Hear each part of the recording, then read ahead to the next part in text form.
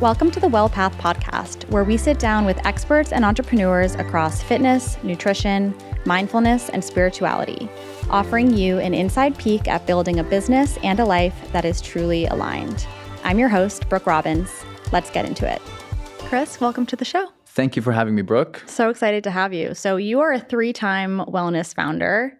You started a juice company, an athletic wear company, and a fitness studio. Yes. Where did your entrepreneurial journey start? So my entrepreneurial journey began in 2015. I had just moved back from Los Angeles. I had studied there for about 4 years. And right upon graduating, I was unsuccessful in finding a steady job there. So after the 2-year time frame of my visa situation, when it expired, I had come down to Dubai. And my brother, he had presented me with an opportunity to start a juice company in Dubai. He had taken the idea or the concept from the US, given that the juice craze was happening sometime between 2011, 2012. And he had suggested to me or asked me a question basically saying, would it do well in Dubai? Would this type of product work here? And at the time in 2014, Dubai was coming a little bit more health conscious. It was moving towards that kind of phase, I would say. And we took it upon ourselves to try and launch a product. And during the year of 2015, my brother and I, we moved in together. We shared an apartment and we started juicing at home. Wow. We rented out or we bought a little juice maker. Okay. And we were literally producing juices at home for the time being. It was about 6 to 8 months. We were producing juice at home. We had launched an Instagram page and we just started promoting our product, like at-home products. And surprisingly enough, we were receiving a lot of orders, a lot of inquiries. And it kind of built somewhat of a name, I would say. Okay. 8 months in, we were like we had about like 100 customers in total throughout the entire month. And we realized that that was the time we had to make it an official business. So at the end of 2015, we decided to rent a kitchen and make everything official. Okay. And I would say that's when it became all too real. Yeah. In the like MVP phase, what did that look like? Were you guys like buying like wholesale bottles from Dragon Mart and like delivering them by hand, or like what was it? Believe it or not, yes, Okay. actually. We were buying like plastic bottles at the time from our local shop. Okay. In the morning, I would go to the organic store. I would buy like baskets of like fruits and veg every Yeah. morning. Oh, amazing. My brother would be prepping the apartment at the time, Wow. getting the machine all ready. Yeah. I'd come in at like 8 in the morning with baskets of fruits and veg, and we were just like hand pressing juices for hours because it would take so much time with such a small machine. You know, we were hand pressing juices for literally an hours, and by the end of it, like around 6 o'clock, we would go and separate the deliveries. So he would deliver a few, I would deliver a few, and we'd run it the next day, 6 days a week. Wow. We had 1 day off, and it started to get to us because we were getting busier and busier as the days progressed. So it came to a point in time where we're like, you know what, this seems like this could be a legitimate business. Let's stop the operations. Let's look for a kitchen space. Okay. And let's build from there. What was the inflection point? Was it that you guys were like the demand was outweighing your ability to supply just with you guys like making it on your own? To be honest, yeah, we didn't have time to grow the brand because we were so focused on actually producing the juices. Okay. So we were so engulfed in the day-to-day operations Yeah. that we lost sight in actually growing the brand and what the brand could be as it is today. So we decided to hold off on operations for just a little bit. It took us about close to 6 months to set up our kitchen space. Okay. And then once the kitchen space was actually operational, we hired staff members and front of house to produce the juice for us. Wow. While my brother and I actually decided to grow the brand as to what it is today. Okay. Yeah. And what did that look like? Like, how did you go about finding kitchen space? This is something I don't know anything about. We didn't when we were looking for a kitchen space, we weren't looking for a space that sold the juices like a brick and mortar store. Yeah. So we just needed to find a small area that was big enough to produce the juices. Okay. So when we were looking for a space, obviously size, electrical requirement, along with the or the location of the facility so that deliveries would be accessible for like all our customers. Yeah. We found a space not too far away from home, actually. It was maybe about 20 minutes from where we lived at the time. Nice. A nice little, I would say, 1,000, 2,000 square foot space. And we built our little kitchen factory there. Nice. Okay, you had sort of like the MVP version of the product where you were kind of like juicing stuff at home. Then you were like, oh gosh, wow, this is becoming a real business. Let's invest in kitchen space. And then like, was there a moment where you guys actually it was a tough moment because when we actually opened up the kitchen space and we were like open to orders legally, I would say, we didn't get that many orders as compared to what we had earlier on. It was difficult to restart. So we weren't getting that many orders regularly as we did before. So in that situation, we decided to rebrand. We tried to make the look of the bottle a little bit more modern, a little bit more elegant, a little bit more minimalistic. Okay. Through that, I took it upon myself to learn how to market the product. We had a product, but we didn't know how to sell it online. Okay. At the time, we were just getting orders through direct messaging, through email and through Instagram, but we had to figure out a way on how to scale the brand online through an e-commerce strategy. Right. And that's where I took it upon myself to learn how to digital market the product. Okay. E-commerce advertising was still a very new skill early in 2016. So I was able to build somewhat of an automated flow for my customers and my customer experience that up until today, thankfully, is flowing perfectly and is kind of like on autopilot. Yeah, it's amazing. So, I've ordered your juices. Before I met you, I don't think I've told you that, but it was actually the use case for me, and this is a great testament to the product, just like word of mouth. So I was trying to quit caffeine. I have not been successful, but I've gotten a little bit better. Okay. And the advice that I got was celery juice in the morning. Yeah. And your celery juice is amazing because it's got like that like lemon juice. Correct. It's like a little bit more fresh. So I was ordering that for a while, just trying to like, it was successful in the sense that it helped me stop drinking coffee immediately when I woke up. Fair enough. So I was able to replace the coffee with the celery juice. I'm glad you had a great experience. I'm still working on fully eliminating the coffee, but I don't know if I'll get there anytime soon. So yeah, that's awesome though. But it was totally word of mouth. It was a friend of mine who was like, this is the thing. These are your guys. So I'm glad to hear that. Yeah, it's amazing. And so you mentioned that you sort of had built these skills in digital marketing. Yeah. Was that part of what brought you into sort of the next phase of your entrepreneurial journey, or how did you move on from, and I know Organic Fresh Juice is still alive and running, but from what I understand, you are no longer like day-to-day 100% focused on that. That is correct. You've since launched other brands. So what was that transition like for you, or what instigated that? So in parallel to building the brand, I developed a passion for bodybuilding and fitness. Okay. That passion started in university when I was 18, but developed a little bit more rigorously when I moved back to Dubai. And having that passion in bodybuilding, it helped me build a drive, a dedication. It taught me how to be patient, how to persevere in my life, in a sense. And because of my knowledge of building a brand in F&B, I wanted to have something that was in the fitness industry, in a sense. All right. And at the time, there weren't many local brands out there that were producing their own type of merchandise or athleisure wear. So I was like, all right, you know what? There's a little gap in the market there. I'm living in Dubai, growing up here. I think people will kind of steer towards like local homegrown brands, as they did with the juice brand as well. So I was like, you know what, let's give it a go. Let's try and produce some products locally and create a brand that was within the fitness industry. Okay. And that was all in parallel through my bodybuilding days, I would say. Okay, take us there. Can you give us just the quick and dirty on like the bodybuilding experience? So between the years of 2016 to 2018, over the course of 2 years, I developed a passion for bodybuilding. I really wanted to... What got you into it? Like, I have to know. Like, was it a documentary? Was it like, how did this idea cross your mind? So I started lifting weights when I was 18 at university. It was my first year at university, and I was, I think, one of 2 international students in my class.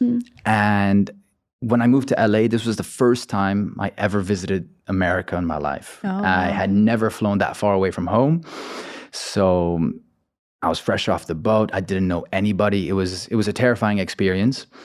And my first few weeks at university, unfortunately for me, I did not have many friends. But living in the dorms, I was partnered up with a roommate at the time. And he was the one who kind of like got me into fitness, into trying out the gym and actually like experiencing what it had to offer. And through my experience working out at the gym, that's where I made friends. So I've got like a soft spot for it in a sense. You know, I started my life with this type of physical activity. I began my life at the gym in a sense. Yeah, totally. You know, my entire career as it stands today is all related to fitness. Yeah. So I think without that introduction, who knows where I'd be today. Totally. So when I was at university, it was a hobby that I always looked forward to, that 1 hour, 2 hours a day when I was at the gym training, keeping my head down. And I remember while I was at university, I always wanted to compete in a bodybuilding show. Okay. But then unfortunately, when I had left LA, I never did it. Okay. You know, and I was quite disappointed in myself that I had moved out or moved away from LA without ever competing. But then Dubai had launched their first ever physique show called the Dubai Muscle Show back in 2016.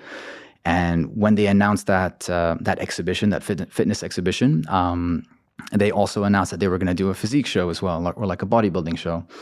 And that gave me the drive to kind of aim for it. Nice. And I trained for it. I spent 3 months dieting, training for it. And believe it or not, I competed in my class and I was first in my class. Yeah, it's incredible. Yeah. So that kind of got to my head in a sense. Okay. I competed. I was successful. I got first place. The sponsorships were coming through.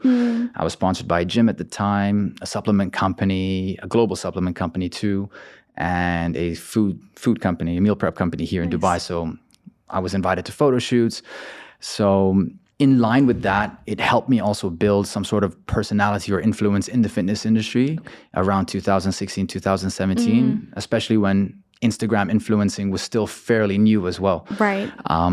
It helped me build a name in this country or in the city. Nice. That I was somewhat of a fitness personality, I would say. Yeah. So, yeah. That's incredible. Yeah. And so then what was the segue for you into launching FIO Athletics? So because I was so dedicated in this space into bodybuilding, I wanted to wear my own clothes. I wanted to wear it proudly. I wanted to represent my own merchandise in a sense.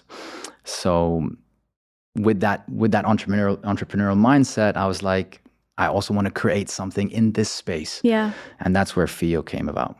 I'm just like thinking about this. Like I'm wondering, you may not have an answer to this, but you said something around how kind of getting into the gym and sort of developing this, like, it's like discipline, right? Fitness is also just like a discipline and it's something that it's like what you put in, kind of you see it come out. And like, it seems to me like it's probably not a total coincidence that you kind of got into the fitness and then found yourself into kind of like an entrepreneurial way of thinking, because it is like, it's very creative, right? The process of like building your physique, like building sort of a business. It's really interesting to see. 100%. I mean, it taught me patience, that's for sure, because I remember I was training all through my college years for a good 6 years, and I still hadn't been able to achieve the physique that I always aspired to look like. And I remember during my competition days, it was just also so difficult to achieve some sort of physique that I wanted to look like on stage.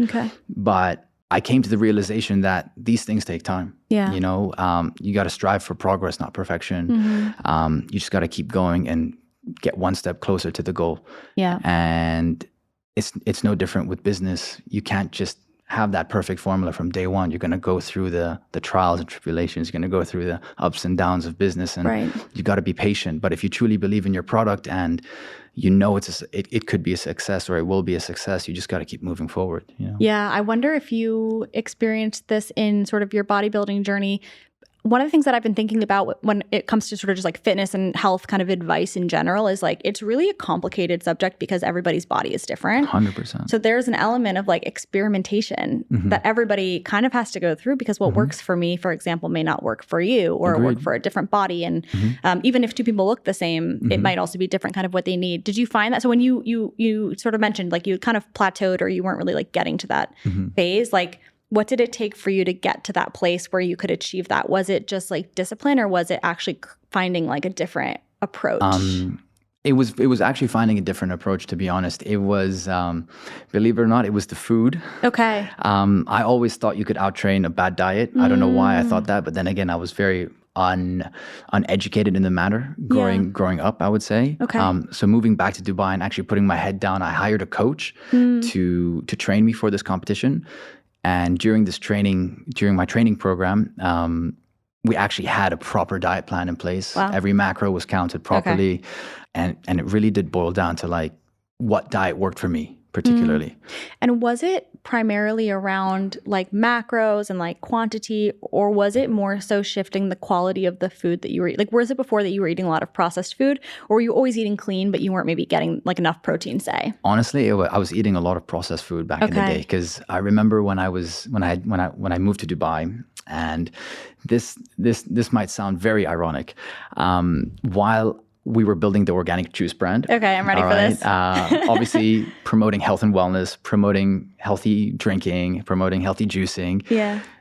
At that time, I had a horrible diet. Okay. I was stress eating. I was just ordering out every single day because we were so stressed in the early days of just launching the brand. We weren't hitting targets. It was so difficult to sell the product. It was also so difficult to educate the Dubai culture why we're charging approximately $10 for a juice when people are like, well, I can buy a meal for $10. Why should I buy a juice for $10, you know?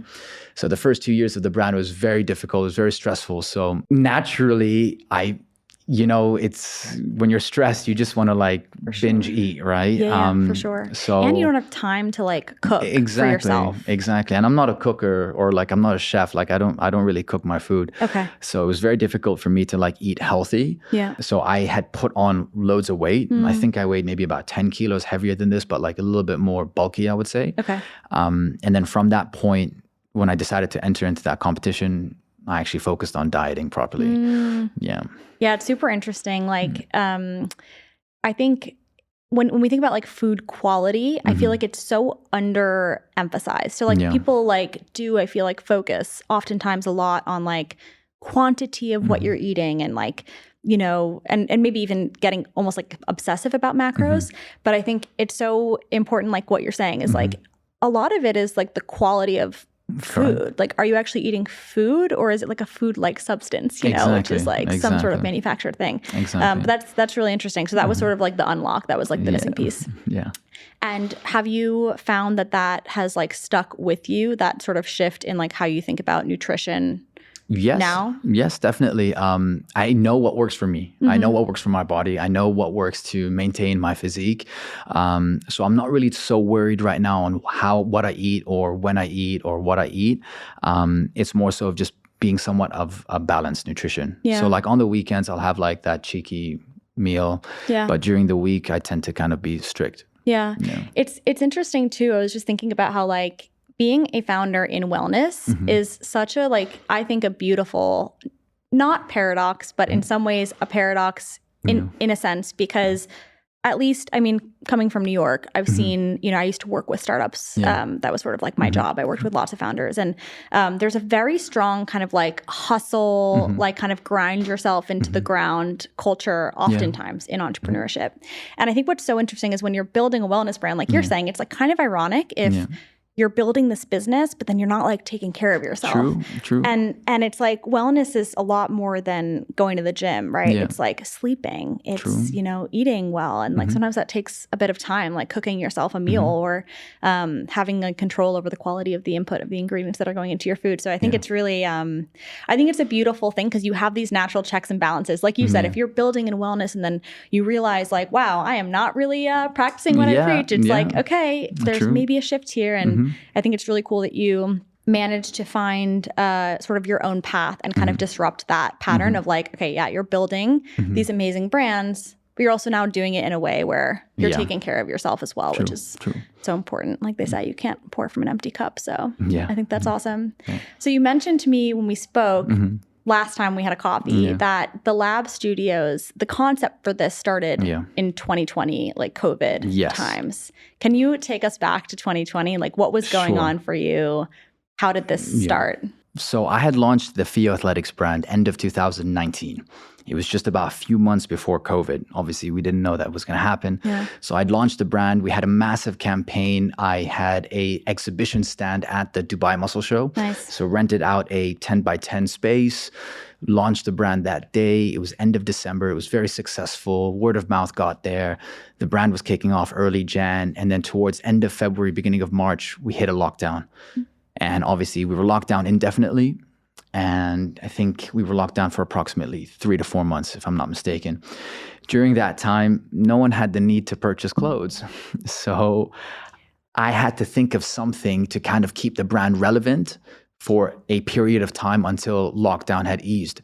So in an event to keep the brand relevant, I launched a online fitness workout through the brand Fio. We called it the Fio Fit Workout. And my business partner, Jay, at the time was an ambassador for the brand.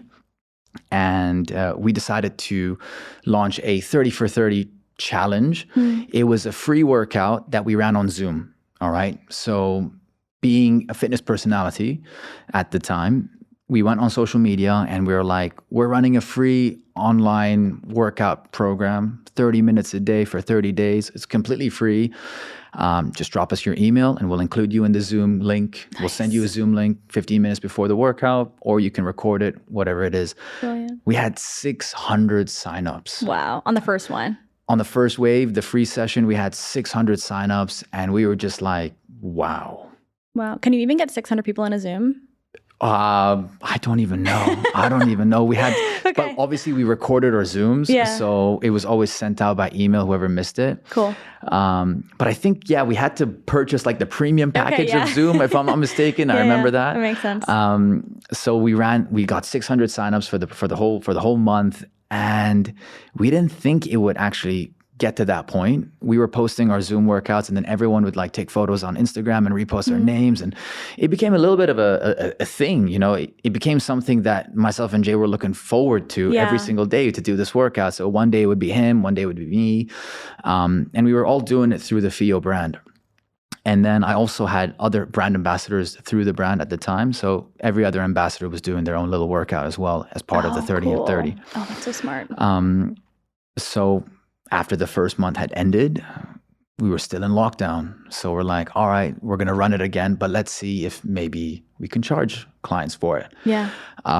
So we decided to charge clients for it. I think we charged 100 dirhams for 30 days. Mm-hmm. And we had about 200 signups. Nice. And in a period where it was a period of uncertainty, no one was working, no one was making any income. Yeah. Everyone was probably at their lowest points in their lives because everything was just uncertain, right? We still managed to create and build a community that people looked forward to on a day-to-day basis. Mm-hmm. So every morning, people would take photos, they would go on stories, they'd thank us. People from all around the world. I remember we had stories from like the UK, from Europe, people that we had never met before, also in Dubai as well. And we had managed to build a community of close to 800 people enjoying our workouts. Yeah. And that's when it hit me. I was like, well, I'm spending 30 minutes of my day training other people. I had, almost 20 hours of the day just to think and process my thoughts. I was like, what if hopefully when COVID ends, can we create like a space where we can have 600 people? Mm-hmm. Do you think that this could work? So initially, I had drafted a business plan, and the concept in my mind had started off with rowers and weights on a bench. Okay. So the structure of the program would just be rowers and benches, and you just switch. Okay. So I drafted a business plan. I shared it with Jay at the time, and I said I would really like to open up a fitness studio, and I think we have what it takes together to build something. He loved it. He was on board from day one. He was very excited, but obviously through brainstorming and through our loads of back and forth, we came to the conclusion that what was missing in Dubai was a strength training type of studio workout, because a lot of the studio workouts here in Dubai at the time or currently are all HIIT based. Mm-hmm. They're all very fast paced, calorie burn, your quick 60-minute session and you're out. Yeah. But obviously with my background and his background in bodybuilding, we wanted to create like a bodybuilding strength training workout in a studio environment. Yeah. So that's where the strength lab came about. Okay. It was a concept that we created, and we just wanted to build a strength lab. Like the lab's idea was just a strength lab, and that was it. Yeah. So that's where the idea of the lab came about. But then it evolved into what it is today. Okay. Yeah. And did that evolution happen after you guys like found a space and kind of opened up, or so did you launch with initially just the strength lab? So initially, once COVID had ended towards the end of 2020, it was December of 2020, Jay and I were like, all right, we're going to do this. But before obviously signing a property or going the extra mile, let's build the brand. Yeah. You know, so we're like, let's build the brand. Let's build an idea of what the location would look like. Okay. So in the event, if we did finance or if we did raise the funds, we have a packet to show the investor, to show the contractor. So what happened was, end of 2020, we had hired an agency to help build the brand for us. So we had built the brand, we had built the mission, the vision, the whole story behind it. Okay. And we had built some sort of an idea of what the strength lab would look like. And everything was somewhat ready. All right. Towards the mid to end of 2021, we had the brand booklet ready. And we were like, you know what? Let's see if there's a space out there that can match the brand image. So we hired a real estate agent just to shop around, just to see what was out there. We spent about 2 months in the summer of 2021 looking at different areas in Dubai Marina, in Al Barsha area, Suqaim. We spotted a few locations in Dubai Hills. We actually saw a location in Dubai Hills that we really loved, and we were ready to make an offer. All right, and we wanted to pull the plug and just like go with it. I remember that day we were ready to make an offer, and literally on the day that we were ready to make an offer, another brand had just swooped up that spot. Who was it? It's another fitness studio. Okay. All right. One of our competitors. Okay. So you know what? I was like, you know what? It's a sign. It's not meant to be. That location is not meant to be. So I took it with a pinch of salt. A couple of weeks later, I remember it was November of 2021. Got a call from the real estate agent, and he said, or she said, there's a spot that's opened up in downtown Dubai. Would you be interested in seeing it? So we're like, sure, let's go and have a look. So end of November 2021, we had stopped by our current location. Okay. It was a completely shell and core space. Yeah. Completely bare, high ceilings, and it just, you know, when you just go into this space, you just know that this is going to be the space. So we walked into the location, we looked at it, it was just big, but I could just see the studio being there. And call me impulsive or not, we're like, we'll take it, you know? And this is before I had any funding. This was before I hadn't raised any of the money. This is before I even found a contractor. This is before anything. This is just me being my impulsive self. Yeah. So we were just excited. We were running on emotions. We were running on excitement. We just wanted to do it, and we felt that we could make it happen. We signed the property end of November 2021, and it took us close to 6 months to begin constructing. Okay. The reason why it took us that long to start constructing was because it's a mistake. It's obviously you learn from your mistakes. We signed the property without having anything ready, in a sense. You know, we were just so impulsive. We were just so excited that we wanted to get it done. Yeah. So we put ourselves in a hole. We put the down payment on there, and then we signed a massive deal for 4 years. Yeah. And we're like, okay, now we've got a property. What are we going to do with it? It's interesting that you frame it that way, though, because I feel like, you know, there's so many ways to look at this kind of thing. Maybe it was a mistake, but maybe like by doing that, you kind of put your eggs in this basket. And I believe that too. You have to figure it out. Like it's like desperation is like the best innovator, right? Because it's like when you have to, you will. I mean, you will, right? Yeah. So maybe actually it was all meant to be, you know, like maybe it was just a sign from God. It was like, you know what, you had to do it, and just like it kind of like ignited us a little bit, you know, and it forced us to get it ready. By the way, I think the way that you even described the feeling that you had when you walked into the building, I think it's a message from God, the universe, whatever anybody listening might believe in. But I think that's how the universe speaks to us, is through that like intuitive gut feeling. And when you have a feeling like that, it's like, I think, I wouldn't see it as a mistake, actually. I think different people will have different opinions on that. For sure. But obviously it worked out. So you guys, you figured it out. You managed. It worked out. And then obviously we faced many challenges while we were constructing. So the total build that it took the lab, it took us about a year and 2 months. We had started constructing first week of May of 2022, and we officially launched end of July 2023. Okay. So about a year and 2 months. And our initial concept design of the lab was just a strength lab. A strength lab with a smoothie bar, a couple of showers, locker rooms, changing rooms, and things like that. Yeah. But when we had rented the space was so big. It was a 4,000 square foot space with massive ceilings, about double the size of what we're in right now, about 9 to 10 meters. So when we had rented the space, we realized that there was so much unutilized space. So while we were constructing, we also designed other concepts while we were building. Yeah. And while we were building, the idea for these other concepts came about. So that's where the cycle concept came about. That's where the sweat concept came about. And that's where the sculpt concept came about. Because we had so much space, we wanted to utilize every fraction of square foot that we could to monetize on it. We didn't want any stone unturned. We didn't want any space that was not utilized. And believe it or not, the space that we had rented was up until the cafe side that you had seen, right? The cafe. We'll try to overlay like photos so people can follow along. So basically, the cafe used to be a barbershop. Okay. So while we were constructing, 6 months in, my father was the one who gave me the idea about taking out the barbershop area and just utilizing the whole space as the fitness studio. Yeah. So obviously came the difficult conversation to speak to the owner of the barbershop and be like, hey, would you be interested in moving out? Yeah.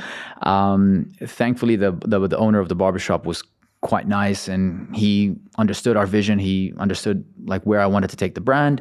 He was happy enough to cancel his lease and turn it over to us. So this was about, I would say, on month number 7 of constructing. Okay. We had just leased an extension and we didn't know what to do with it. Yeah. You know, we just made the space bigger, but then we needed something to put there.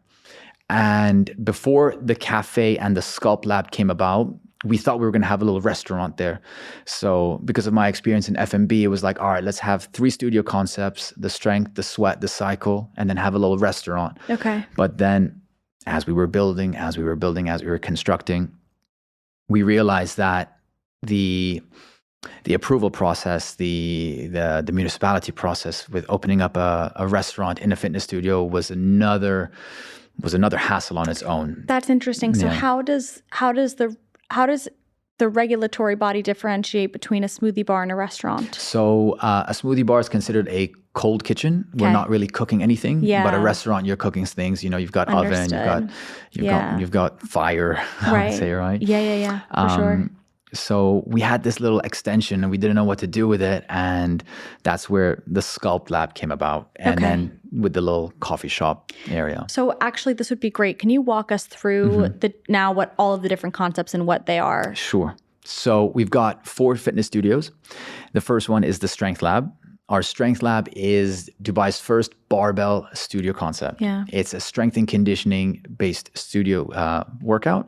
We have 2 stations, Strength, which is our barbell complex workout, and then the conditioning station, which is low impact conditioning on 3 types of conditioning equipment, your rowers, your assault bikes, and your ski ergs. And halfway through the session, the group switches. Yeah, and that's the OG concept. That's the OG concept. Cool. Sweat is our performance running concept. It's a treadmill and bench concept where half the class is running on the treadmill, either an endurance or sprint round, and half the class is on the bench performing movements with dumbbells. Okay, is that more like a traditional HIIT?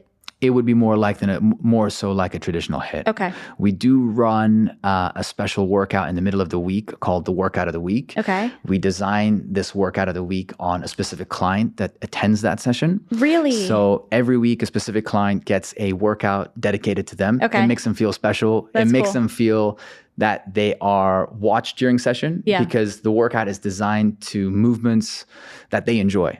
So let's say, for example, you love a shoulder press and you come to the studio and we'll always see you like hammering down a shoulder press. We'll create a workout called Brooke and you'll have like loads of shoulder movements in there. Wow, that's cool. You know? I need to start coming regularly now. Our cycle concept is our indoor cycling concept. We have 2 types of programs within that concept. We have a cycle program, which is our choreo-based program.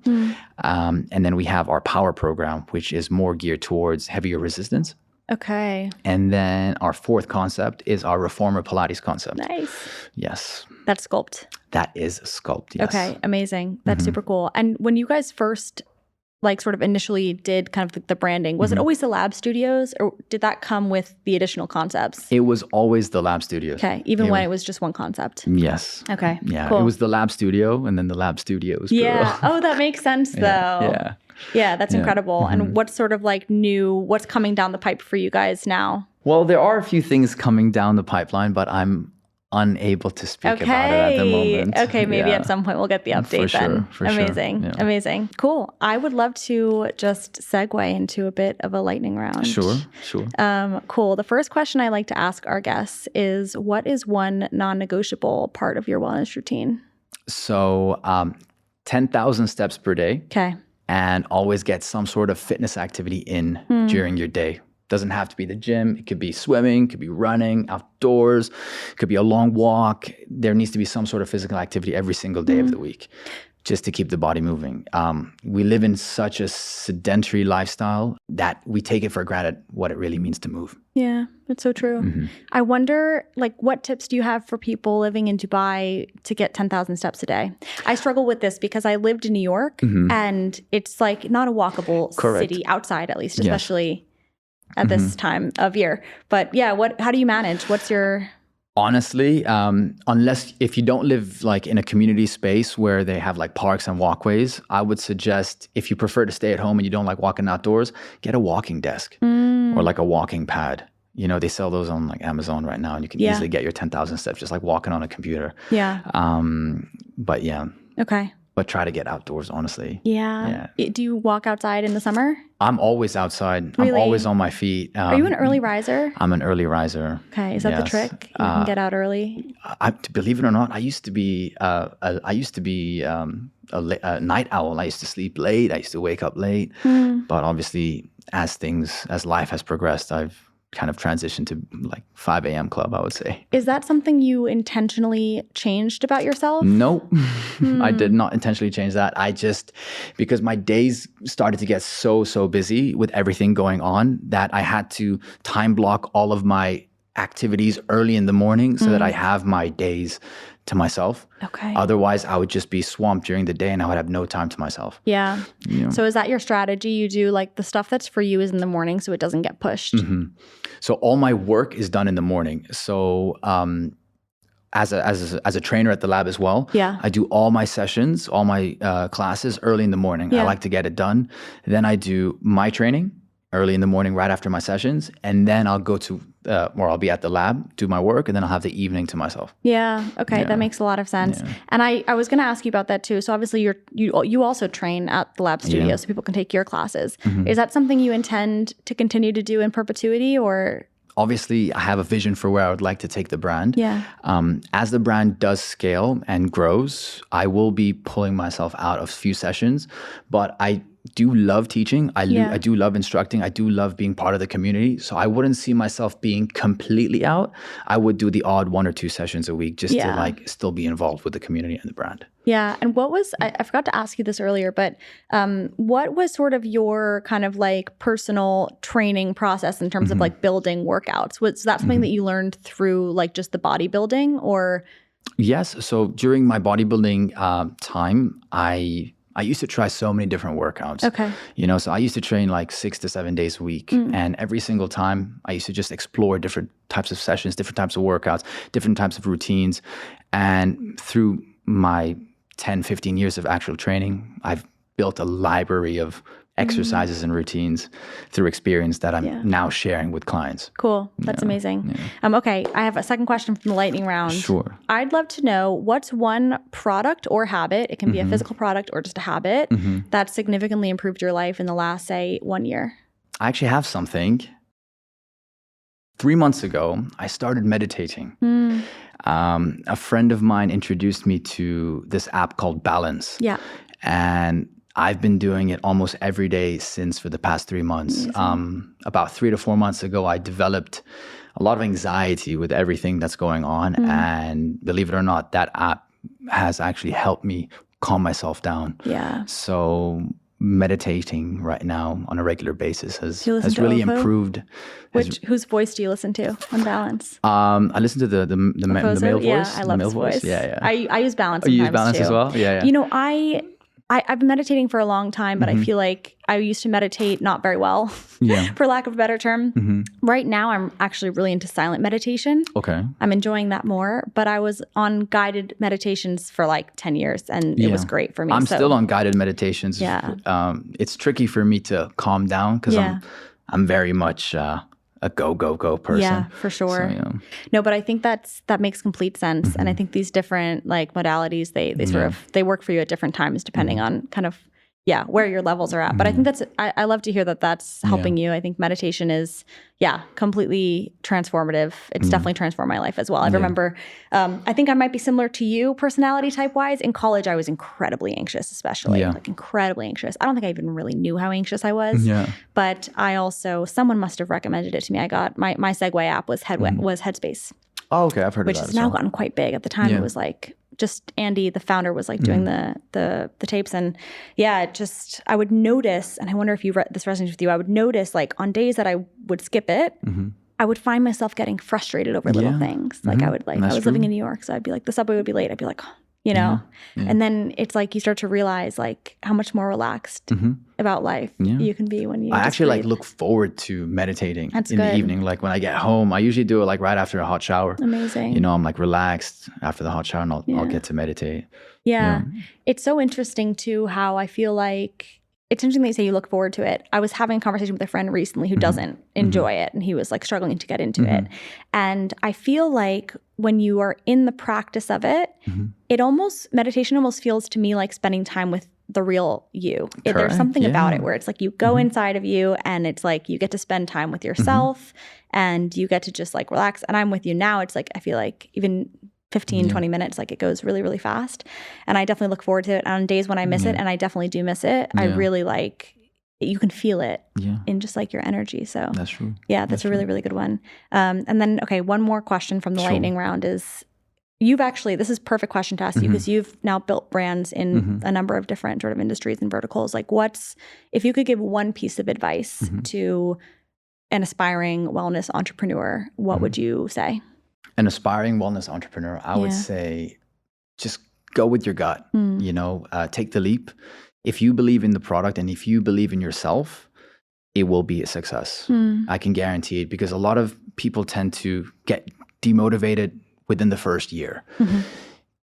It is almost close to impossible to build a successful brand within 1 year. I can tell you that. You have to give yourself time and patience and perseverance to just keep going, because you're going to get hit hard on those days and it's going to come down bad. But believe it or not, once you get through that hump, it's going to start shining. And I felt that with every single one of my brands. None of them took off as I had expected, not even the lab. But eventually, once you go over that initial hump and you start seeing the inflow of like your clientele or the orders or the community coming in, that's when you'll know that you truly believed in yourself. So if I were to give one piece of advice, is believe in yourself, take the leap, and always keep pushing, because if you're not going to do it, no one else is going to do it for you. So true. Yeah. Amazing. Well, thank you, Chris. This has been an amazing conversation. Thank you for having me. Where can people find you? Where can people find the lab? You can find the lab studios. We're located in downtown Dubai. It's in a building called Burj Views. You can find us online as well on social media at thelabstudios.uae. You can find me at the lab. You can also find me on my personal Instagram at Chris Vahanian on social media. Amazing. We'll drop everything in the show notes for everybody, but thank you so much, Chris. I appreciate it. Thank you for having me, bro.